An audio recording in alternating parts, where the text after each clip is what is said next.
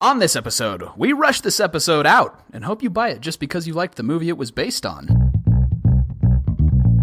Welcome to Save Every Universe. My name is Alec Garcia. I am a prisoner of Ravencroft Asylum, and with the help of the symbiote that mutated my blood, I'm going on a killing spree in New York City. Nice. That's good. Yeah. You know, I did that same game. Did you really? Yeah. Oh. Not today. Okay. But I mean, we'll get to that. My name is Robbie. I'm the master of magnetism who grew up in a concentration camp, and I will no longer allow my evolved people to be bound by the laws and societies of humans. Oh, I actually know what that is. I think I do. I'm really surprised by that. Yeah. I gave it away in the first. The concentration camp? No. Who were you last week? Last week I was Cappy from Mario Odyssey. That was a good one. Yeah. That was nice. That was my son and I have been playing kind it of a lot lob. together. Yeah. Yeah, it was nice though. Last week I was actually. I want to know. Do you remember? I was listening. Yeah, I listened to it again. Because you said you knew what it was. You know and what I would was be really thinking of? surprised if you do. So I read the Bourne books, and he's a nameless assassin who goes after the Jackal. Oh, interesting. So that's what I think triggered in my... Like, I think I recognized the Bourne books. Yeah. Not the movie, because remember in the books, did you read them? I read part of the first one. I didn't finish it. So it's an ongoing... There's like 3 or 4 of them. Yeah. And it's always the Jackal is his rival. I totally forgot about that. Okay, so that's maybe really, I don't know. No, you don't, but that's really funny. Far Cry 2, which is still my favorite of the Far Cry series. You are an unnamed mercenary that gets hired to go to this, it's just called the Unnamed African Country, the UAC or something like that, and you go after the Jackal. Okay, so actually my gut instinct was Far Cry. I watched you play all of Far Cry 2. Did you? I'm pretty sure. What's the one where there's the beach as well? So that one is probably the one you watched me play. That was Far Cry 1. Oh, you were on the beach, yeah, and it's maybe that's the one I watched. Interesting game though. It started as a tech demo for Cryotech or something like that. Really? Some like graphics engine, and they did it as a tech demo. And then they're like, "Oh, cool. People liked it. Let's make a game out of it." And it was completely different from any of the other, but it was still sort of open world. You went around an island, but it had like mutated monsters and all kinds of other bullcrap. And then they kind of went a different direction with 2. 2 is good. 3 they kind of perfected it, and then 4 was a little wonky. Primal, nah, and then 5 was good. So just to be clear, last week you were not Jason Bourne. I was not Jason Bourne. That is correct. So you didn't break the rules of that. Kind of blows my mind though a little bit. I wonder if like whoever sort of developed the story for Far Cry 2 sort of borrowed from. I would say they heavily borrowed, even subconsciously maybe. It was a totally different setting, totally different story. I mean, I don't know how the Jackal villain is. He's like a weapons dealer or something. I think if I remember, it's been a while since I played Far Cry 2, but he was like an arms dealer in Africa and blood diamonds, and there was all this kind of stuff. I think. Well, whatever. That's not what our episode is about today. No. So actually, before we get started, I do want to talk about something you brought up on our last episode about first person versus third person perspective. And you were talking about how in Overwatch, the value of injecting personality and how you, like, even though you see like McCree or Mercy or whatever, you still feel like it's you. And that was like, I just couldn't get that out of my head. I thought it was so interesting because we talked about how most of the time in first person, it's a blank slate character that works better. And I was like, okay, so why would that be in Overwatch? They injected more, they did more writing, more backstory, more character development for those. And I think it's a bit more like a fighting game in that way. True. Where if you're not going to be the first person, nameless person, you usually find out who that character is through context, right? Like we talked about Gordon Freeman in Half-Life. You find out over time through context who that character is. You don't have the time to do that in a PvP match type thing. So it functions a little more like a fighting game. So you need them to fill out the character a little bit because you're just going to step in, do a match, step away. So I mean, you you may have not to even play a whole that. match as the same guy. You can change. That's a good point. I think it is a lot like a fighting game in that. So in fighting games, you remember in later ones especially, they would like talk shit to each other before the match, and you'd be like, ooh, Sub-Zero doesn't like Scorpion. I bet it's because of this. Well, the clan, whatever. Like, so Overwatch works that same way. Yeah. There's like all that lore. You kind of need, and even just from the design of the character, you need to see it and be like, oh, this guy's cool. He has revolvers and a Grim Reaper mask or whatever the hell. Yeah. Right. And also, I mean, there's like Mortal Kombat or Street Fighter or any other fighting game. Yeah. There's fans who are just dedicated to reading the lore. Like, I've heard that there are fans of Overwatch who've never even played it. Right. They like the art, and they read all the comics and they read all the stories. While I'm not a huge fan, I would put myself in that category. I really liked following like all the launch stuff. I didn't buy it at launch, and I haven't ever really been that into it. But I loved like all the short films and the character development and stuff. So I think you need that though to sort of gravitate toward a character. It's like a little sales pitch, like, oh, who's this ninja guy with the stuff that looks cool? Can you imagine it being like a nameless blank slate? Like, I'm gonna pick this guy, like Hammer guy. You kind of have to have that there. I agree, but it's still so cool how they've they've done it because there's no other really. Well, I don't think there's any other real first-person shooter that's done it. Yeah. I think Dota game type style. That would probably be the closest. They I do think. that Yeah. some, Yeah. right? But Overwatch has done it better, I would say. And especially for a first-person shooter, like it's hard to come up with another similar thing that has done it that well. Yeah, that's true. We're not talking about any of that today for our So, episode. at the time of this recording, Infinity War Avengers is about to come out. It hasn't come out yet by the time this will release. After the weekend. Like after the weekend. It releases, yeah. So I thought it would be kind of fun to talk about superhero video games. Yeah. Superhero video games are kind of crazy because there's some really good ones and some just awful ones. Over at least my lifetime, it's been quite inconsistent. Yeah. Even if you look at the... Inconsistent at best. Yeah. It leans There's some slightly good ones. toward... No, there are, but like leaning maybe slightly toward not as There's good. definitely some junk. So in honor of Infinity War, I thought maybe we should talk about some superhero And video games. in just being excited for the new Spider-Man game for me personally. you're like, never that gonna it- honor that it got Infinity War. a real... No. Yeah. So that's actually what I have in my opening notes here. Is I don't generally give a shit about superhero anything for the most part. Like when I was a kid, I loved comics. Like I read comics and stuff. Like I loved Saturday morning cartoons. I watched X-Men and Spider-Man like religiously on Saturday Did you watch mornings. the Batman one too? The animated series? Yes, I did. Yeah. Batman, X-Men, Spider-Man. Those were like the trifecta. So yeah, no, but you're right. Like if all of the superhero movies like suddenly vanished off the face of the earth and they didn't make another one, I personally wouldn't care at all. Jeez Louise, Yeah, man.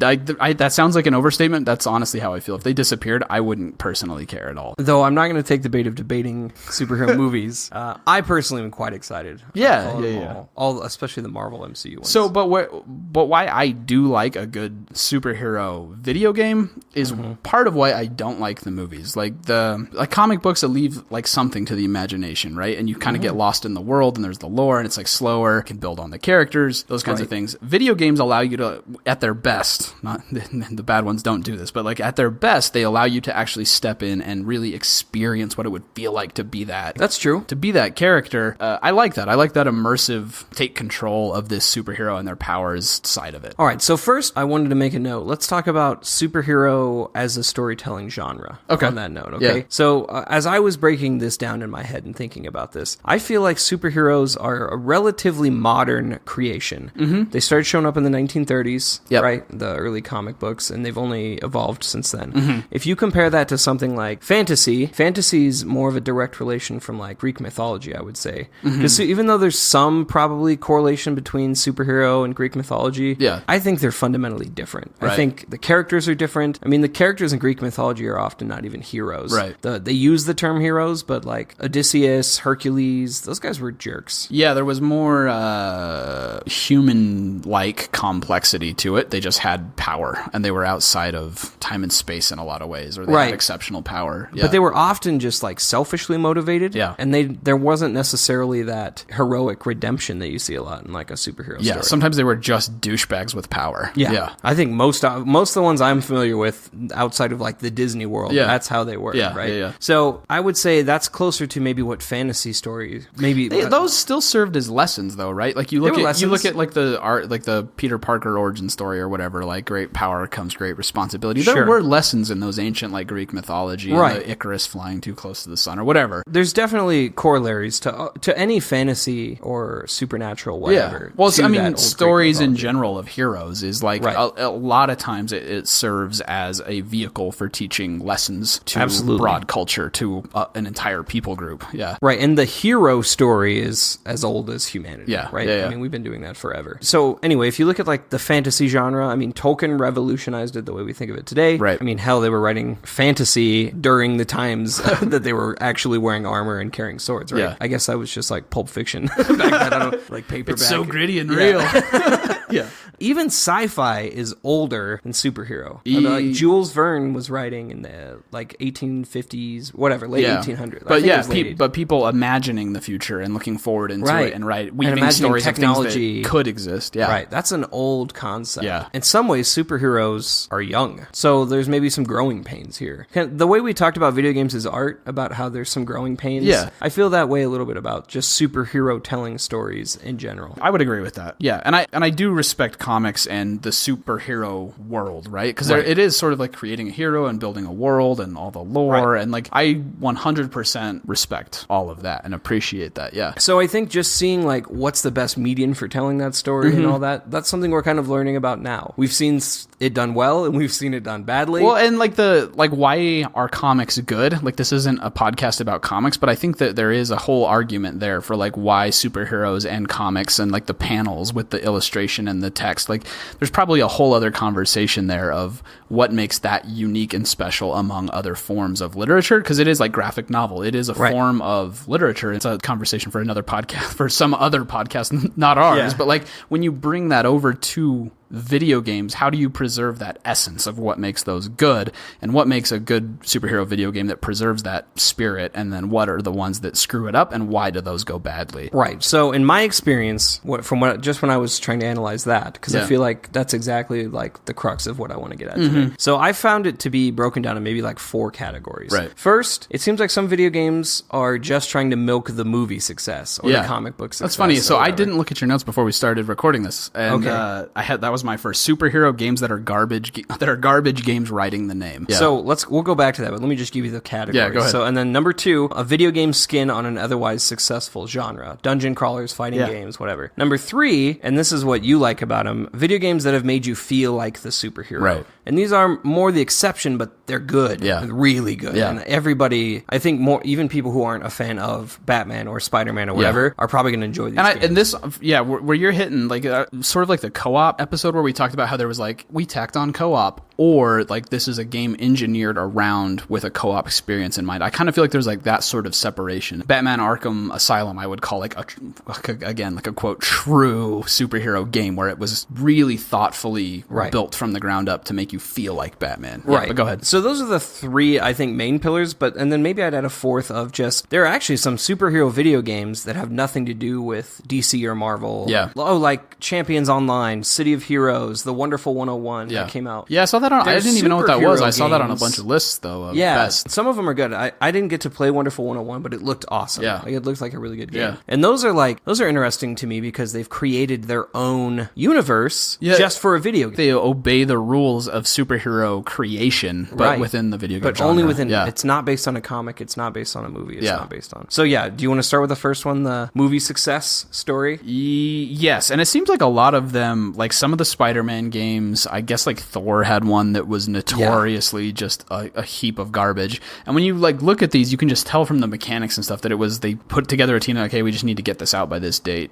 Do something. There was an Iron Man game too where the voice acting and dialogue was just absolutely terrible. But I'm sure there was a Catwoman, so not the crappy Halle Berry Catwoman movie that nobody liked the movie. They released a game. They released a game. It's that. I didn't play it, but I looked up some gameplay today, and it's just painful to watch. Like you crawl up a thing and jump off, and you have to whip onto something, and it's just the mechanics are so broken that you can't even move through the game. All right, I can tell you my first experience. I had Batman Forever for Super Nintendo, and I was so excited because I watched the Batman animated series. I'd watched the movies. Well, and that's what, because I remember doing that too as a kid, and that's why these work. So like the generation that's coming up now, they're, Mom, that's the thing, and they're like, okay, great, you loved the movie, here that's you go. That's how it's worked. And they are selling units. So the name of the game for developers is do it as cheaply and quickly as possible and make it reasonably good enough that no one will complain. So I think that was the tactic. I'm not sure that's as much anymore, right? Because now, especially with parents who are gamers. Yes. You now have to, because me as a kid who had my heart broken by but the kid still doesn't have the same, like you talked about with your kid, like that they love the Snoopy game, and you were just like, I'm not, like, I can't do this. True. Their perception of what a good game isn't there. And so if they love it just because their favorite character is in it, are you going to really like tell your kid this is a garbage game and go throw it away? It depends, right? Yeah. If I think there's a better alternative out there, I might. If I'm like, that's a crappy game, like, no. And there's something to be said about me sparing them a little bit, right? If they're going to have fun, that's fine. But if they're just going to get frustrated and get mad and be like, I don't want to play games, like my 3-year-old kind of wants to play games. Trying to make you play through those crappy parts. Play through it. That's the worst scenario. Just kidding. But like, I don't want my kid to have his heart broken by some shitty game when there's something else he could have fun doing. Yeah, I do think you're right, though, that that probably that is, well, two things. As the bar is going up, because good superhero games actually are coming out, like the Batman Arkham series and like the new Spider-Man looks freaking awesome. Right.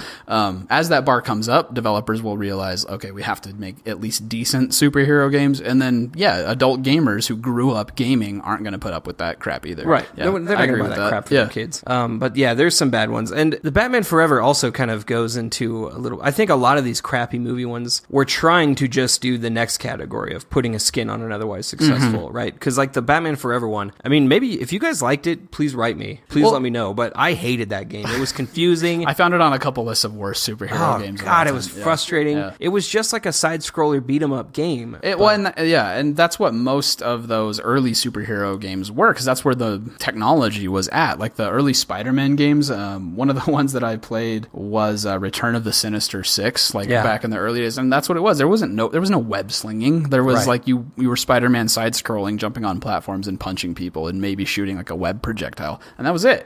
They used beat-em-up mechanics, right? But they could do that well. Like so, Maximum Carnage, which I played, was more like what was it, Streets of Fury, or like it was a good Turtles in Time. It was a good beat-em-up game, But it was good. It was well done. They had some sweet rock and roll music as the soundtrack. They had incorporated it into the actual comic book. Like they actually had panels from the Maximum Carnage comic as the cutscenes, right? So you knew what was going on. And so there was motive there. There was. You were invested in the characters. You were concerned about what was happening. When you have to break into the Fantastic Four's lab in the, I think, Baxter Tower. Baxter? I think it's Baxter. That sounds right. Anyway. You're more of a comic book nerd than I'm embarrassed I can't remember that right now. But anyway. I know what you're talking about, though. You were invested in those things, actually. You know what I mean? In a way that was unique. It wasn't just Spider-Man beat 'em up. Like, it was actually taking a really huge comic book event at the time and doing it pretty well. Right. Even without the web slinging, even without crawling on walls, which I thought was pretty cool. Yeah, and that's not to say that there aren't. I mean, if it's just a straight up beat 'em up with a skin, I have, like we talked on our where we talked about the X-Men arcade game. You could be Colossus and Nightcrawler and stuff, and it was like 4 players, and you just beat up Sentinels, and like that was it. I have so many good memories of playing that game. So it's not to say that the skin thing can't work. If the pacing of the game is good and the characters are fun, there's like this is the realm where it's like, who cares? I know it's just a skin on top of something else, but I enjoyed it because I liked those characters. When it can still be done pretty well, right? Like Activision, I think, was the one who made the Ultimate Alliance games. Yeah. And they were making really good dungeon crawlers at the time anyway. Right. So Ultimate Alliance was pretty good. I mean, they did a good job. The abilities were unique. 2 superheroes. Like, they tied it in enough. And even if they used loose premises of, like, I think the second one was based on Civil War, and they completely... Yeah, the second one I found on a couple worst of all time lists and stuff. So I didn't hate it, though. Where do you think that line is? Because Spider-Man 2 is generally regarded as, like, one of the best ones because they got the web slinging mechanics right. But they intentionally were like, we're not doing the movie. I think it coincided with the movie coming out or something like that. But they said, we're going to do our own thing. We're going to do our own story. Where do you think it goes right or wrong basing something really on, or it going off and just setting its own story? Yeah, do you know of one based purely on a movie that was good? See, I don't. The only, this is a future episode probably, but the only game I can really think of off the top of my head that was 100% based on a movie that was awesome is GoldenEye. And I have no idea why. It's going to take a little bit more thought. That's a future episode. But yeah, so I think when you're just basing it on the movie, well, and like we've talked about a little bit on like telling stories in medians, you can't do that, right? It's not carbon copy from one to the other. If you're with immersive elements versus just passive observance. Yeah, you just can't do that. So I don't know that it ever would work all that well. But why did GoldenEye work? We have to talk about that in a future episode. But GoldenEye didn't work because it was a good James Bond game. Yeah. GoldenEye worked because it was a fantastic first-person shooter. Yeah. And I think that's almost entirely why it worked. I think it carried the weight of made people buy it. But they were able to actually adapt the story of GoldenEye into levels in a way that made sense. Like, you actually go into the satellite dish area and... Yeah, but isn't it just a setting? Yeah, we'll talk about this later. Back to superheroes. So anyway... So, as far as video game skins on an otherwise successful genre or whatever, I think it can be done really well. Fighting games, I think they straddle this and my third category. Games like Marvel vs. Capcom are interesting Injustice. Injustice is like a gritty, you feel like it's done pretty well, right? When the Flash does a superpower, when they do their moves, it feels like they're superheroes. Yeah. And even though it's made by the guys who do Mortal Kombat, it doesn't just feel like, oh, that could have been Raiden, that could have been, and I've played the newer X or whatever, Mortal Kombat X and stuff. Like, it's a great fighting game. It doesn't just feel like a reskin of it. I don't think. I didn't play play Injustice 2, but I played the first one, and I played some of the campaign and stuff, and I remember even then thinking, well, like, wow, they did like a cool story here and all kinds of other things. And they had a comic book writer do the story. So like DC made a good story for the video game. And so that one, I would agree with you. That one's like sort of on the line where it's like, it's almost in the realm of they took a mechanic that worked and just slapped superhero skin on it, but then they went the extra mile and really I think they pushed that into the third category by doing that. But there, like we were saying, there's other great games in that second genre. Scribblenauts did a DC. I don't know that was a good Scribblenauts, but it was a unique idea to do like a DC universe Scribblenauts. I don't know what Scribblenauts is. Oh, it's a puzzle game where you like write words and it creates objects that you write. Oh, that sounds really cool. Yeah, it was. I thought you hated puzzle games. It's an innovation. I've never. I mean, obviously, I never beat Scribblenauts. I'm gonna have to check that out. That actually sounds like something I would be into. Yeah, you'd probably like it. It's cool. And then the Lego games, of course, right? You can't bring up superhero games. I mean, Lego has done such a good job with the Batman games and the Marvel ones too. Whatever, And even though those are reskins, they're unique, right? Lego did a great job of why is this different? Well, because Iron Man does this, or how they colored the like rocket boosters, and they had to design a whole new like mini figure for the Hulk, and they've done some really cool work too. Even though I wouldn't say it's its own genre. Well, I mean, Lego's almost its own genre, right? But because it's its own genre, the superhero thing, it's just like, well, let's do this in just like they do. Like, let's do this in Harry Potter. Let's do this in Jurassic Park. It is a little. That is more in reskin territory, and I would say even Marvel versus Capcom is kind of like that. If the developers actually went that extra mile and did like they did, like with Overwatch, like what you were saying before, if they did that level of character development for a really deep roster of characters, and you took away Marvel and Capcom, it would still be a really good fighting game.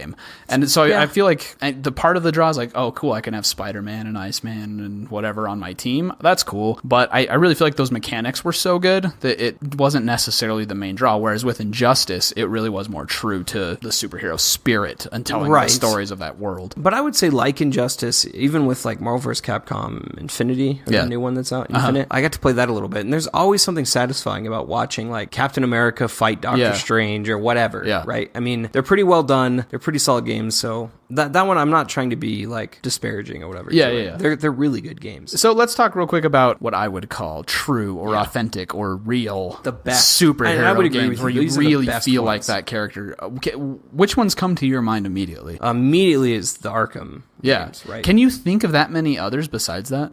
So there's been some, and I think we'll do a follow-up Spider-Man episode because there's so many Spider-Man games. Yeah, a little closer to the release. But there's been some decent Spider-Man games. Yeah, there have been. But like we were saying, like due to technology limitations, there was they all kind of lumped into like the beat 'em up genre or the this or that. Since Arkham, it feels like we've gone into a new era of superhero games where the technology's there and the talent in the industry is there to tell good stories along with those mechanics, and there's a real authentic passion. Like we have to get web slinging right. We have to. It has to feel like Batman when you drop down from a gargoyle and string a guy up, and it's really cool. I feel like we've gone. I don't think there are that many that are in that realm, but it feels like there's more coming, which is super exciting. Yeah, I think we're kind of on the cusp of something new, right? There's a lot of money now behind superhero stuff. The Arkham games are amazing. I actually felt pretty good in Injustice playing all those characters. I know we've said this like 1,000 times, but I'm super excited for the new Spider-Man game. So yeah, I mean, gosh, if they can get this right, especially, I mean, can you imagine doing it in VR or something? Yeah. That would be phenomenal. And even the way they're telling the stories, like, so me and my wife are, we've been playing through the Telltale Batman games. Oh, yeah. And it's good, man. And even though I don't feel like Batman in the, like, Arkham sense, I love experiencing the story that way. It is. I haven't played it yet, but is it a little bit more like on that detective story type side of it, right? Honestly, it's almost like a choose your own adventure novel. Okay. I mean, there's very little like, I mean, if you miss a battering throw, you get game over maybe. Yeah. And it restarts you right there. Yeah. So, I mean, I've only gotten that like once or twice. So I played all the Walking Dead ones, and that's how it was. It's like you kick a zombie in the face, and if you miss, you're dead, and then it restarts. But still, like, it's such a cool way of experiencing these superhero stories. The voice acting's been good. I love that animation style. Yeah. Kind of Borderlands-y, cell shading. It's cool, and I loved it. And we've even had like gasping moments and time, like, how the decisions are timed. Yeah. And what we do is her and I take turns on who picks. So it's very like, oh my God, what are you going to do? Hurry, pick, say something. And then you have to deal with their decision on the next one around. That's a good way to do it. Yeah, it's been a lot of fun. That's awesome. It's a really cool way to experience these superhero stories. Yeah. And Telltale's done it in a way where I've read a lot of Batman comics and I don't know what's going to happen. Right. I know Harvey Dent's Two-Face. I don't know how he's going to get there. Yeah. You know? So it's been really cool. Nice. That's awesome. So I definitely think we're living now in like you were saying, like in the upcoming really cool era of superhero games. Right. I tried the Batman VR thing, as you remember. Yeah. It was okay, right? Like it was really cool seeing everything up close like that, but I felt silly, like you saw me flinging those batarangs at everything. Like it didn't feel like I was Batman. And even when I was moving around the detective scene, it was cool viewing the footage of like reconstructing the crime scene, but actual movement like was awkward and jerky, and I did not feel. So yeah, like that question of like immersing and like what do they have to do to actually make you feel like that superhero kind of comes back to what we talked about in the Shadow of the Colossus, and not reductive design, what was it, subtractive design, where you really find out what those core pillars of the game are, and which is, again, I mean, we're just gonna beat this thing to death, but which is why the new Spider-Man looks so cool, because if you listen to the developers, they kind of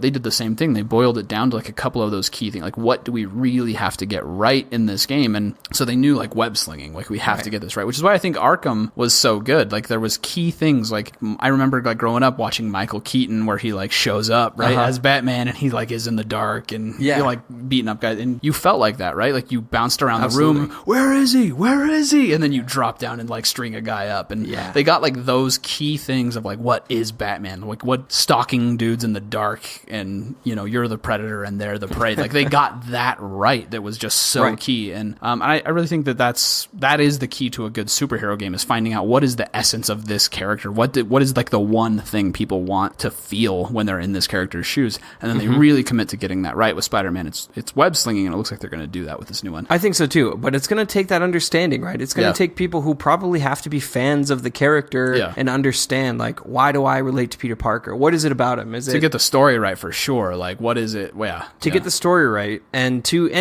you can't just feel like you can't just have their powers. Yeah. Right? You have to understand, like, Batman is intentionally trying to push fear on his enemies. Right. So you got to keep that in mind. You can't just be like, let's make a stealth game. Because Splinter Cell, you don't feel like Batman. Yeah. It's still a great stealth game, but you don't feel like Batman. Yeah. You have to know that, hey, it's the fear. And I think with Spider-Man, you have to know things like he dodges bullets. It's that agility. It's that quick moving, cool looking fighting style. And if you don't have that, it's going to suffer, right? Because you got to have that nimble, quick, fleet-footed while making wisecrack kind of things, because that's so core to what is Spider-Man. Yeah, I would agree. And if I don't feel that way, I'm going to be let down, you know? Real quick, one of the things that I do think, because I loved the whole Arkham series, but I think Arkham Asylum is the best superhero game I've ever played. And one of the things they really got right, I think, it had that 3D Metroidvania feel to it, where you were like in Arkham, and it felt kind of like that old school Castlevania where you were in the castle, and it was like this really restricted area. I thought that played so well to that. You felt like you were like a bat in a bat cave, sort of, almost kind of thing. Like I loved that restricted, and I felt like some of that, even though I loved City, I loved Night, I felt like some of that magic was lost when they went to like a bigger open world. It was cool to be the Predator in the smaller confined world in Asylum. Yeah, I don't know that I agree that I liked it better, but it was really cool. Yeah. And it was definitely that old school. I mean, it made me think of Castlevania a lot. You know what's embarrassing is I had that game for free on the PC, and because I bought a video card and it came with it, and I still blew it off for like 8 months. Like, really? Because I was so burned by these types of games. I was like, oh, here we go, Christian Bale. I don't need to go grab some guy by the lapel and say, swear to me. Oh, like, yeah, I guess it did come out right around that same time, but it wasn't connected at all. And so, not that I didn't like those Batman movies, but I was just like, ugh, no, pass. And so while everyone was like, this is so good, like, yeah, sure. And finally, I like ran out of every other video game to play, and it was like sitting in my Steam library, and I was like, oh, fuck, I'll try it once. One session. Blew your mind. Yeah, and I was like, I can't believe I put this off. Yeah, it's one of the only games I've ever 100%ed. Yeah, dude, I 100%. So good. That was a great game. Yeah. Any closing thoughts on this one? I think, even though the reskin thing can be successful, I think to make a great superhero video game, you got to, like we've been saying, you got to feel like the superhero. Yeah. You've got to, if you're going to be Superman, then I want to be flying. I want to feel like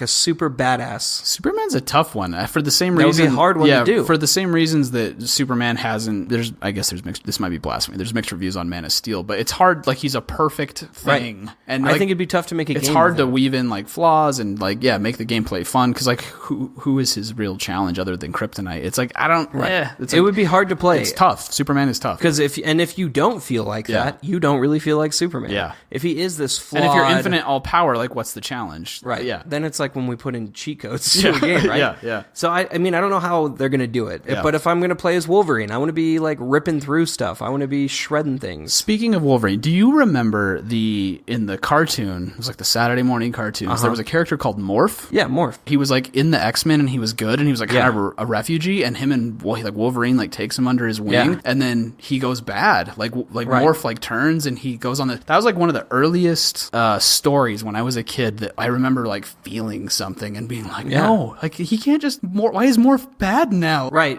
He gets left behind during a big attack and Wolverine, like, they won't let Wolverine save him. Yes, yeah. And then he like never forgives. And he comes back and he's all bitter and he's like, okay, so you know how in Arkham Knight, spoiler alert, last chance. Arkham Knight, I mean, it's a little older now, but the main character has like sort of that type of backstory, or the main villain. If I was to say, here's a dream game that if I could be like, go make this and make it awesome to a developer and they like would go do it, that would be it, dude. It's like a really gritty Wolverine game with the Morph story. So when we were doing research for this, I read that the Wolverine Origins, which was a horrible superhero movie, is a pretty good game. Yeah, I heard that too. And which is insane to me because I remember seeing it on the shelf and like laughing out loud, right? But now I kind of want to go back and check it out because a cool solo Wolverine game would be great. Maybe they'll make but see, if I saw Logan on the shelf, I would not try it. I would be like, no. Well, at this point, if they did Logan, like it would just be like, okay, they did Last of Us, now they did God of War, now they did now 3's too many. It would just be like a total piggyback situation, I guess. But still, if a gritty Wolverine or a video game would be amazing. And dude, Morph would be like the perfect, like for the type of culture, the types of stories that people are craving right now. Yeah, I don't even know if he's in the comics. I don't think he is, but it was so good. Yeah, it was good. You know, they're doing just a sidebar on Wolverine. They're doing a